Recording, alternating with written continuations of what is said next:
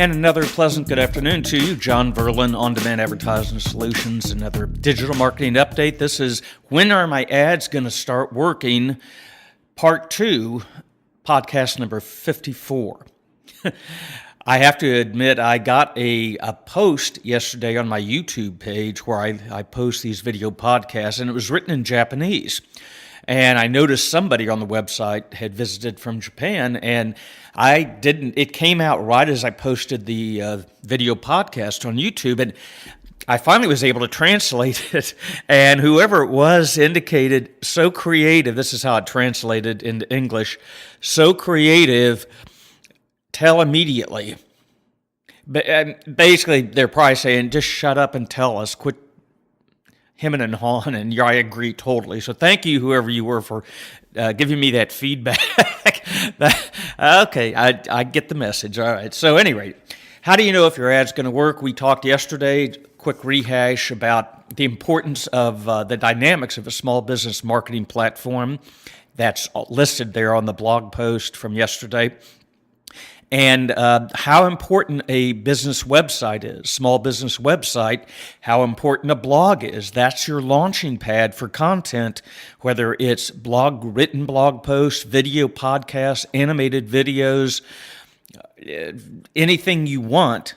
That's your launching pad to demonstrate and show your expertise in your business or service.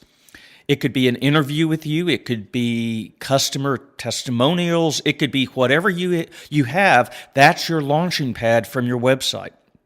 Okay, and it also, when I say launching pad, you can use that to link to social media promotion or any other type of promotion to direct people back to your blog, which will then, through blog links within the blog post, if you notice on mine, you can then link them. It's sort of a filter.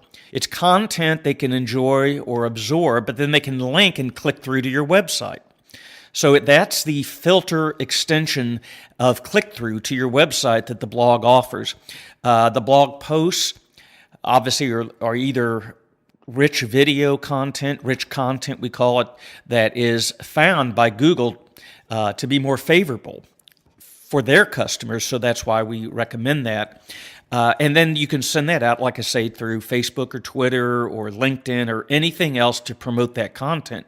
All the while, and I just checked this with Google, the search engines are always looking for relevant content, and they rank that. Well, I was just looking up my Google My Business information, and it said Google searches for relevant information through links, blogs, or say you said links or articles, relevant content to your business, that it will rank you higher in a local Google search for your business. In other words, if people in a 10-mile area, 5-mile area are saying marketing firms, this would give, if you're a marketing firm, this would give you preference over somebody else because they're finding more blog posts and articles on your blog than your competition has. This is why rich content on a blog is so critical, because Google sees that. And if you put that on YouTube, like we do with rich video podcasts, that's a search engine in itself. It sees that also. And that's why if you Google my business name, you're going to see videos from YouTube show up, because I have that a lot of people don't have, apparently. So that's a huge reason why you should be doing some sort of content on a blog, because Google will show you up and rank you higher on a local search in Google My Business. And you should be on, and I won't go into it now, but you should be on a number of sites like Yelp. If you have a restaurant or type of business like that, definitely Google My Business. I think it's Bing Places. You should get listed on yp.com, Yellow Pages. There are a number of different platforms. Joining a chamber, by the way, is a great way also, and I'll get into that in just a bit, but you can get listed on their platform, and that's a ton of credibility, too, for your business. So the marketing platform, this is why it's important to include that blog content. And through all this, you can get information, the last little part of the infographic there, on what your customers are looking for, what questions they have. Call it most asked questions about your business, your specialty, your products, or your industries. This is all fodder for your content to respond to those questions. For example, this question, well, when are my ads going to work? I got off of an Alignable website of somebody asking from a marketing perspective, and I thought, well, that's a great question. I'm going to answer that, and that's what I'm doing on my blog with all this, because I know there are people out there who have small businesses. They're all scratching their head. We all do. There's a lot of moving parts to this, and that's one reason I wanted to explain yesterday about getting a marketing platform established. Okay, so now, today, if you look at the infographic on today's blog post, it's similar to yesterday's. You're going to see your small business website, your website blog, innovative content posts, podcasts that are transcripted.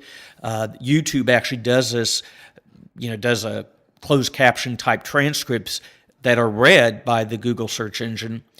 Animated cartoon videos, whatever the content is, it's now promoted on a regular basis is what we recommend through Twitter, Facebook, to followers to build that following back to your blog, which for example, if you're promoting on Twitter and Facebook, your goal is for them to click on your background or your heading on your Twitter profile or your Facebook profile to learn about your business.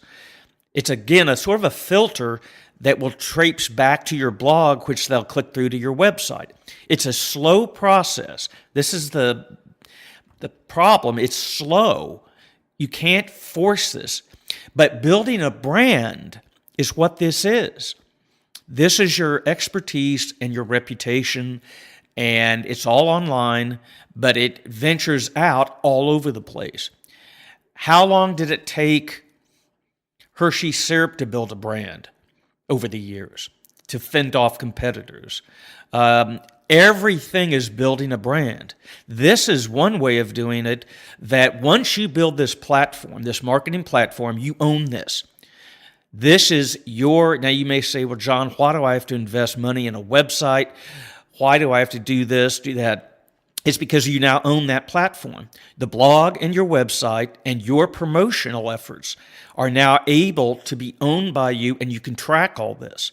That's the critical part of this, is having that trackable capability to promote yourself, okay, that you can't lose. In other words, it's not taking $2,000 and doing a print ad or a radio schedule, and 2 weeks later it's gone.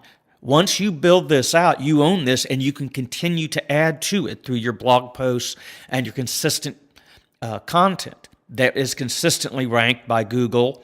But the second part of all this, besides all the technical search engine things and all this is your brand image. This is how people see you now. When they come to that website, and if you look at my website, and I'm not saying this is a great example, but it presents an image of who I am. If you notice, if you're on a smartphone, or you can just scroll down, or desktop, whatever, you're going to see a Twitter feed. You're going to see a list of blog posts. You're going to see a listing of, I want to say capabilities, but you're going to see some video samples of a video podcast sample, a rotating 3D logo, animated logo. You're going to see that all on the front page. Now, why did I do all that? Number one, because it's the overall image I want you to take away of my capabilities. How many businesses have a Twitter feed on their homepage? Now, if I didn't have a Twitter feed, okay, if I didn't have a listing of current blog posts, if I didn't have a sampling of capabilities, what would you see? And what would be the takeaway? So let's say you're a jewelry designer. Utilize that web space in the first, areas there to show off some of your handiwork. It could be a video link of you being interviewed and showing your process. It could be still photographs. And just as a quick side note, when I started this business, I started this because I saw a need not only from recently, but back in my radio days, where businesses didn't have a presence. They didn't think it was important. They didn't think it was important to talk about things on social media, to invite people in. But as the shift, as we talked about yesterday, of how we are now using all this content and these channels, there's so many now, that have changed our behaviors, that this is becoming much more important, because this is how we're accessing information and how your prospects and customers are accessing through smartphones or tablets or desktops or whatever.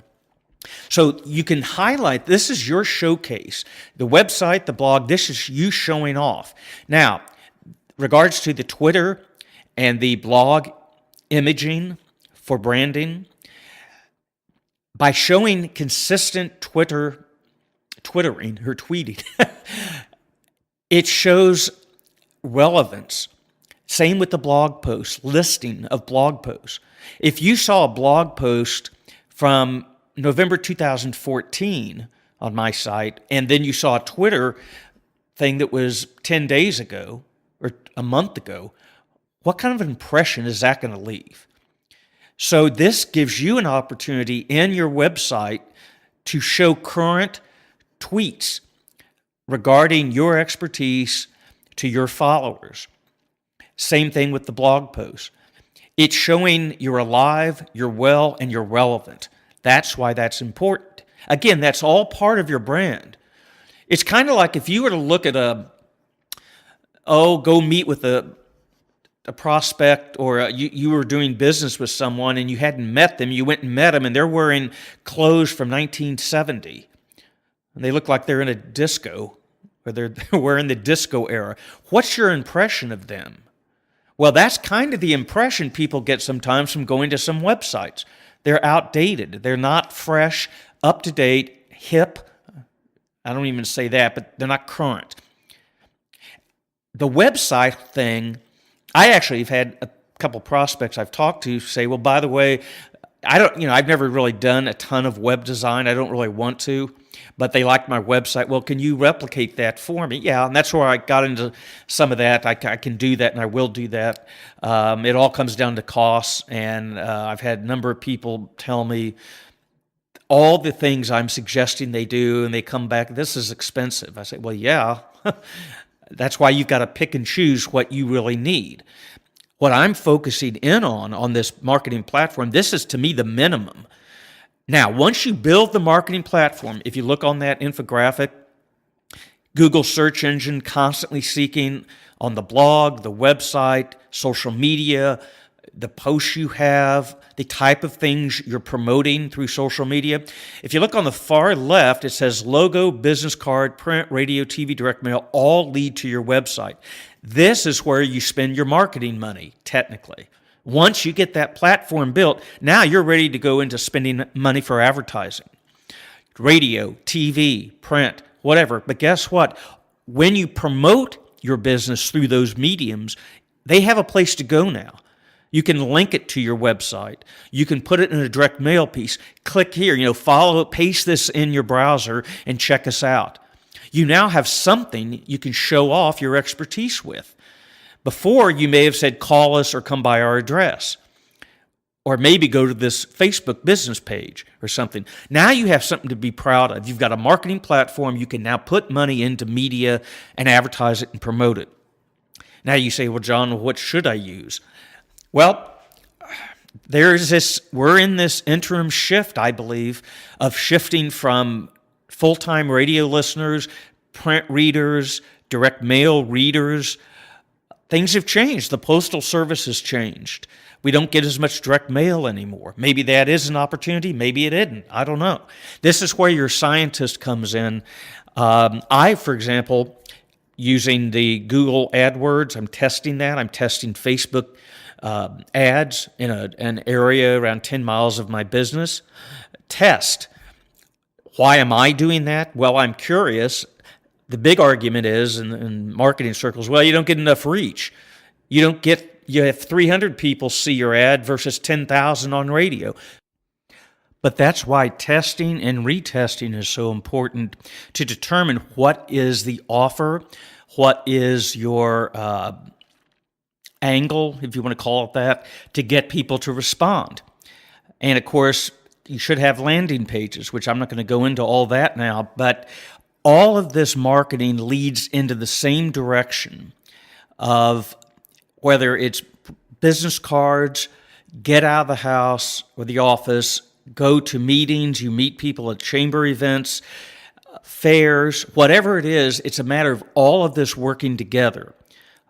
Marketing platforms established, advertising, whether you're handing out business cards, doing radio, TV, print, direct mail, all of that leads to the website for people to get to know more about you and see your expertise and do a deep dive, so to speak, into who you are and about your business.